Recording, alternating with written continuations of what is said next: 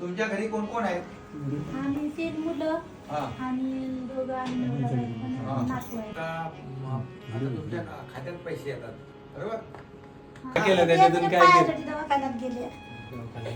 अच्छा, दवाखाना झाला. हा ते पायाचं टाचाचं हाड वाढलं. कुणाच्या? माझ्यात. तुमच्याच? हा बर, ते कामाला आले. हा ते कामाला पडले. मग तेवढे पैसे आलेले तर दवाखान्यात घातलं वर्षात नगरला. अच्छा, आता काय करणार पुढे येतील ते आता पैसे? आले तर आता काय साडी घ्यायचं असं काही घर खर्च आपली काय इच्छा साडीचीच आहे. पण काय नवऱ्याला काय घेणार ते नाही कपडे पुढे? हा. आणि आपल्या मुलांना कपडे घेणार? भाऊ बहिणीला पैसे देते म्हणजे माझ्या खुशीनं झालंय.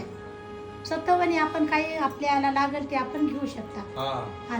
म्हणजे आता तुमच्या हक्काचे पैसे आहेत हा ते. हक्काची. म्हणजे तुमचे पैसे दुसरा माणूस सही करून काढू शकत नाही. नाही. तुम्हालाच अधिकार आहे. मला तो.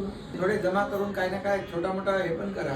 पण एक 10, 12, 15 अशा एकत्र महिला या आणि एकत्र येऊन ते थोडे थोडे पैसे त्याच्यात पण साठवा. अच्छा, अच्छा, ठीक. समजलं का नाही? हे कायम चालू राहणार आहे, बंद नाही होणार कधी. नाही. बंद नाही होणार कधीच नाही. थँक्यू, धन्यवाद तुमचं. तुम्ही आम्हाला पैसे दिल्याबद्दल. खूप लोक द्यायची आठवण काढतात. त्यानं चालू केले. हा भावाने चांगलं केलं. सगळ्या घरपर्यंत बायका हा.